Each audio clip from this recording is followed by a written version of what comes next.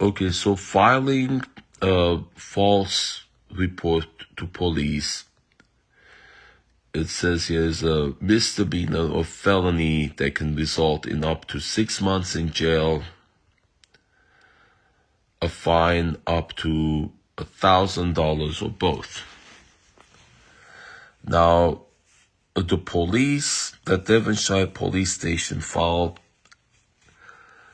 that against my mom 7 years ago when she started making false reports. She's been making false reports daily, most of the time, sometimes multiples of times daily, for 7 years. So 7 years ago, when my sister was alive, she prevented me from reporting, and this is a crucial point, to going to court and reporting what mom does.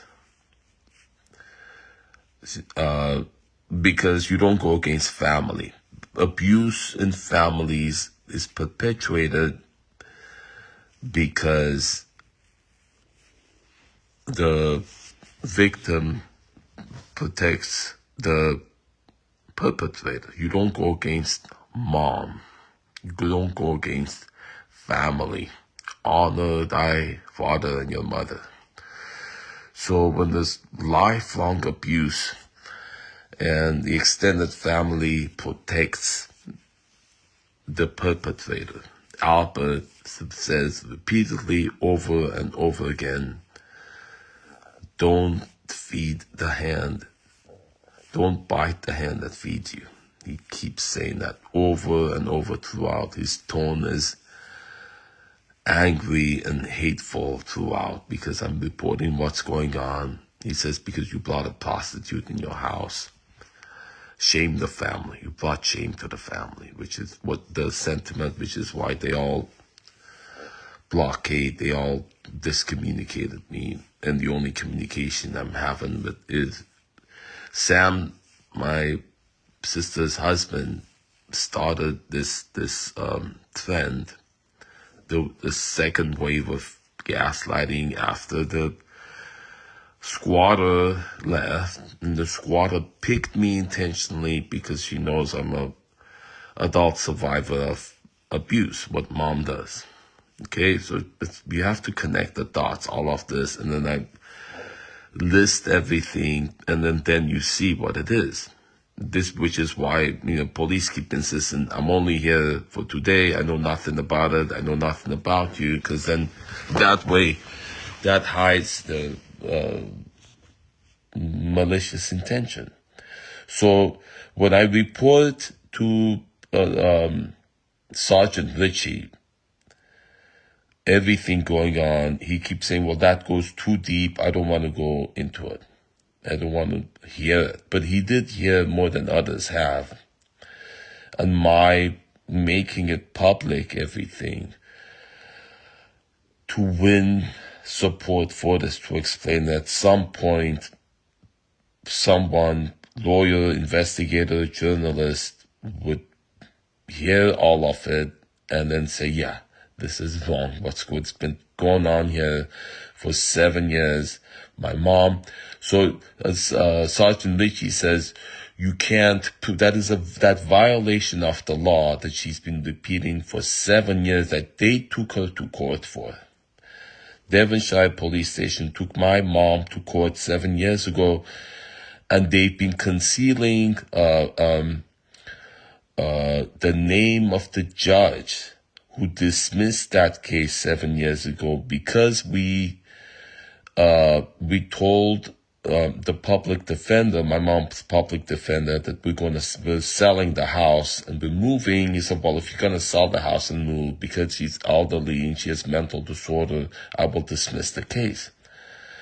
And she's taken more than 30 realtors out to look at property in the guise of, wanting to buy, sell this house and move, as she made the promise to do, as she was asked to do by the judge, and she didn't.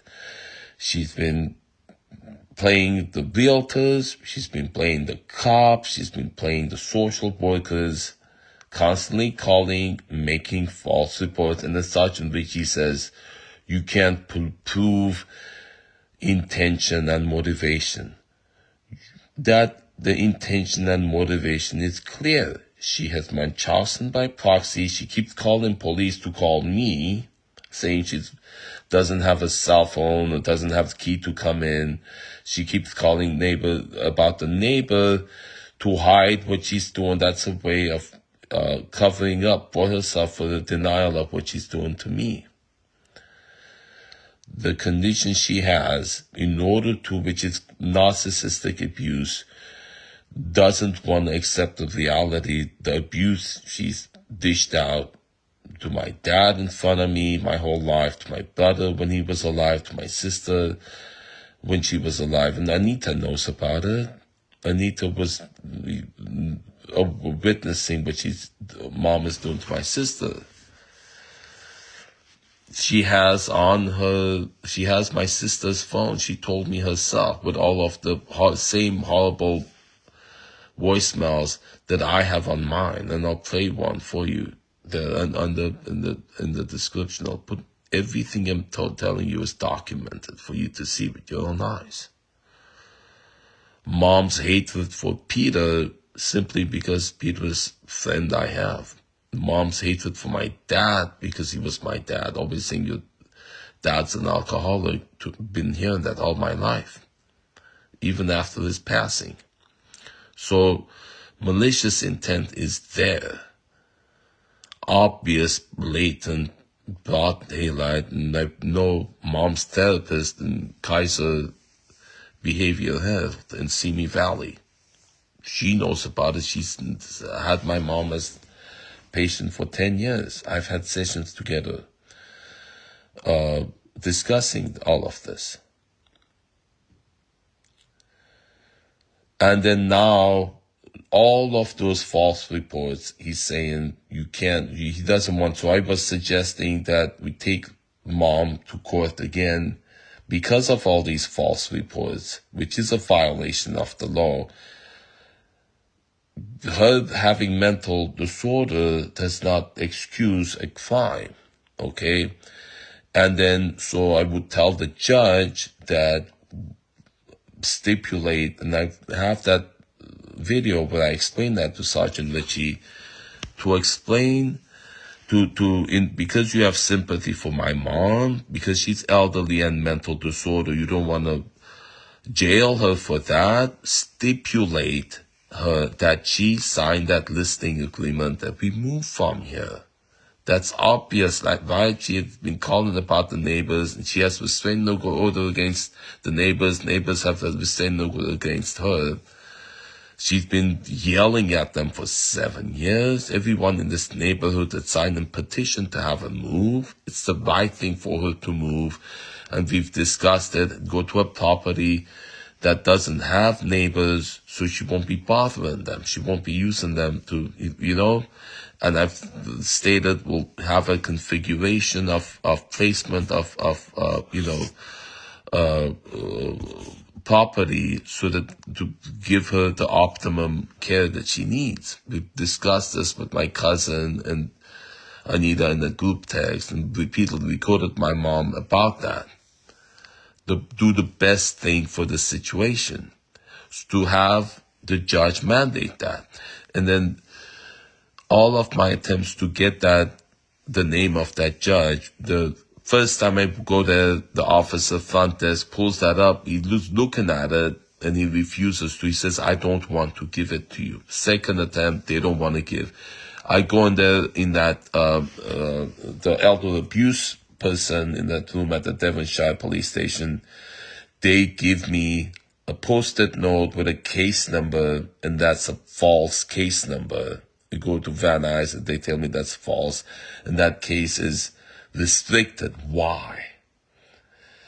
And then another attempt, Sergeant Lafferty comes out scolding me, which is what I've been getting repeatedly when they're supporting the squatter. Right, Detective Martinez, second floor of West Valley police station that was enforcing the squatter, and all of the officers that were lied to, put in playlists of all the scolding I've been getting, and then they're refusing to enforce the law, the violations of the law by the squatter, the violations of the restraining order, all of everything she stole, 2 wallets, 2 phones, that the apps have no interest, all of the massive identity theft that other person was instructed to do by the squatter, the stealing of the dogs, the killing of that one dog when they were Buddy, Tanya's dog, that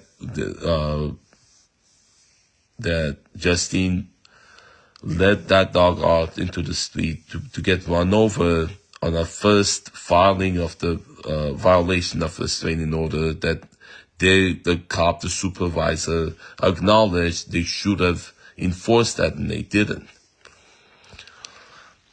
You put all of these together, and you can see Sergeant Lafferty refusing to file the violation of that penal code for false report. For Mom saying all of the repeated false reports, penal code 148.5, the crime of false report to police, which he's been doing daily. All of those he's saying you can't prove, he doesn't want to file it because we can't prove malicious intent. Seriously? You would testify about getting Sergeant Lafferty, just file a small claims court against Sergeant Lafferty and have him put his hand on the Bible and answer, why can't I get that? Why are you hiding the name of that judge? Why was I scolded when we trying to find the name of that judge? And why are you saying that all of these false reports, you're not taking the false report, filing that violation of 148.5 against my mom to get the judge to sign, to have Mom mandated her to move. So all she has to do is sign the listing agreement, and then we have property that we can go to, a way out of these 2 houses with the trauma that they have. And then refusing to take the violation by Anita filing a false report that had Officer Johnson coming without a warrant. He's saying you can't prove malicious intent in that. Anita standing in the courtroom, having sworn to the Bible, how is she going to explain her concern for Peter, who she never met, that she was expressing the concern to Neda? Because of that, Neda lied to police that she came to visit Peter and Peter wasn't there. And so the Officer Johnson is concerned about Peter, based on a lie, comes in without a warrant, keeps shoving his hand in my camera and saying, you get out of my face, keeps entering my private space, has all these cops enter, and they kick me out. They say, you go out, and they grab me. That other officer grabs me, which they've done repeatedly throughout, and says, if you don't calm down, I'm going to arrest you. Threatens to arrest me. And then everything that Officer Johnson says to cover up what he's doing, saying, I'm not trying to provoke you, you're trying to provoke me. Those dogs were barking, and I was asking, let me go and let me put them away. He was refusing. That other officer corrected him. So truth will come out, having all of these facts presented to a judge and having the people involved answer for them. These are violations of the law. All of the violations of the law, all of them listed, the police have refused to take the order for it, take the file for it. At some point, it's like seriously now, at some point, they have to answer. You have to connect the dot, and you can't say anymore, we're here only for today. We don't want to hear what happened in the past. Because it's been going on, what they did to me for 4 years, they cover up. And then Complaint Sergeant Glossier in West Valley keeps saying it's been adjudicated. We'll see about that. Completely covering up the lie of Officer Sotello saying you don't have a restraining order. And saying he doesn't remember saying that on camera. Officer Glossier's explanation of that, it's been adjudicated. How do you explain a complete lie being adjudicated? It's been adjudicated. We did the whole process, nothing. Our conclusion was it's been adjudicated. The police have to have accountability for what they do. Their intention for this property is obvious. They would want mom out of here. My intention is to get mom to sign that listing agreement to move out of there. What is their interest in preventing that? What is Anita's interest in preventing that? What is Albert's intent in preventing that? Because Anahit wants to stay here because she doesn't want the neighbors to get victory. She says if we move, that's victory for them. And she's defending this the honor of George Georgian, whose house it is, who's a World War II veteran. They want to steal the house of a World War II veteran that he gifted to my mom. Using these methods, they want to conceal it. This is what they do. They seize property. They use squatting scam to seize property. And extended family members cooperating because they want piece of the pie. Police want piece of the pie. Been worked together with gang members. And it's all there. You need to connect the dots.